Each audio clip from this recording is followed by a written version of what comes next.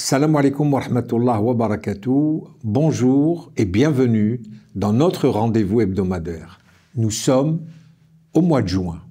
Le pays entier vibre au son des stylos qui grattent, des feuilles blanches qui s'apprêtent à se couvrir d'avenir. C'est l'heure du bac, ce rite républicain, ce seuil solennel entre l'adolescence et l'entrée dans le monde adulte. Un monde de responsabilité, pas seulement privée, mais également civique. Des responsabilités qui engagent l'esprit au service du bien commun. Ils sont des centaines de milliers, des filles, des garçons, enfants de toutes confessions, de toutes origines, des enfants d'ici, des enfants d'ailleurs, rassemblés dans le silence des salles d'examen, les yeux plongés dans les mêmes sujets. Tous porteurs d'une promesse douce mais exigeante, celle peut-être de faire grandir grâce à eux la France. Non seulement dans sa prospérité, mais aussi dans ce concert des nations scientifiques où se joue la dignité humaine, l'invention de demain et surtout une grandeur sans domination. Voilà ce que j'espère pour eux, pour elles, mais dehors, il faut reconnaître que l'air est lourd, lourd de crises inutiles, de polémiques sans noblesse, d'attaques contre des prénoms, des foulards, des couleurs de peau, un climat de fatigue morale, une crispation identitaire qui tourne le dos, malheureusement, à l'universel. Alors peut-être faut-il justement, maintenant, dire ce qu'on ne dit pas, rappeler ce qui a été tissé dans l'ombre, rendre leur place aux savants, à la peau sombre, aux inventeurs et inventrices venus d'autres terres, aux génies dont l'accent portait les couleurs du monde. Car eux aussi ont rêvé pour la République, et sans eux, la science est incomplète.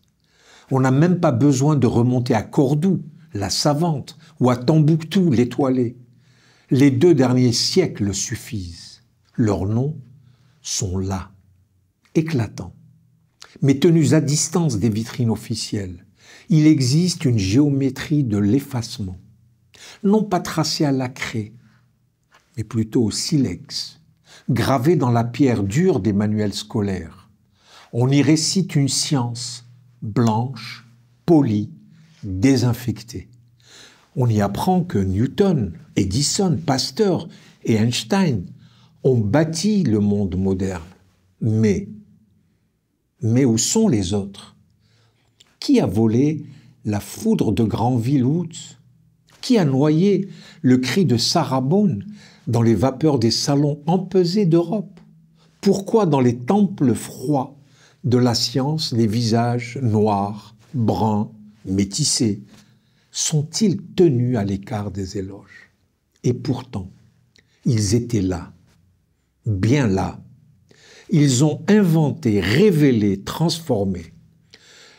John Stannard, dans l'Amérique ségrégationniste, inventé le froid pour nourrir les foyers. Gladys West, invisible et essentielle, cartographier la planète pour que nos GPS nous ramènent tous à la maison.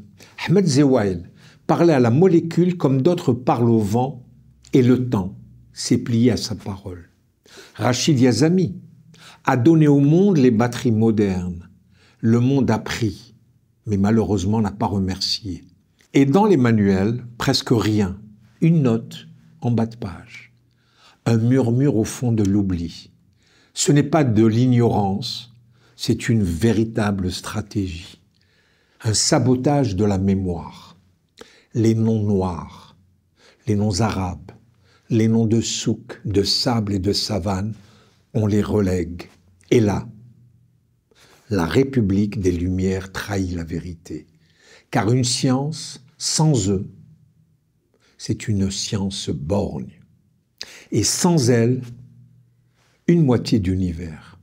Je vous parle d'un monde où Marie van Britten-Brown, inventrice du système de sécurité domestique, ne figure pas dans les manuels de technologie. d'un monde où Cheikh Anta Diop est toujours contesté pour avoir voulu redonner à l'Afrique le droit de parler d'elle-même, avec rigueur, avec datation, avec poésie. D'un monde où Mohamed Attallah, père du transistor moderne, est absent des panthéons numériques. Ce monde ment. Et ce mensonge a un nom, c'est le colonialisme savant. Une méthode, l'édredon de l'indifférence. Un but, maintenir l'autre en dette culturelle constamment. Mais voilà, le temps vient où ces noms ressurgissent. Ils ne demandent pas de médaille, ils demandent simplement justice. Pas d'applaudissements, simplement la vérité. Si la science est universelle, alors son récit doit l'être aussi.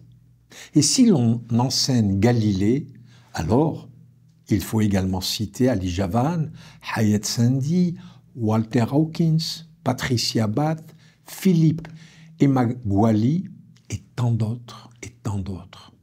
Pas pour colorer les marges, mais pour dire ce qu'est la science, vraiment. Cette science, c'est un chant choral, un chant où toutes les voix noires, arabes, oubliées ne sont pas des échos, mais véritablement des sources. Car effacer un nom, c'est retarder un enfant. Effacer une femme, c'est mutiler l'avenir. Effacer un peuple de l'histoire scientifique, c'est fabriquer une ignorance politique. Alors oui, il est temps. Il est temps de quoi? De crier leur nom, pas dans les notes de bas de page, mais au cœur du récit. Merci et à la semaine prochaine.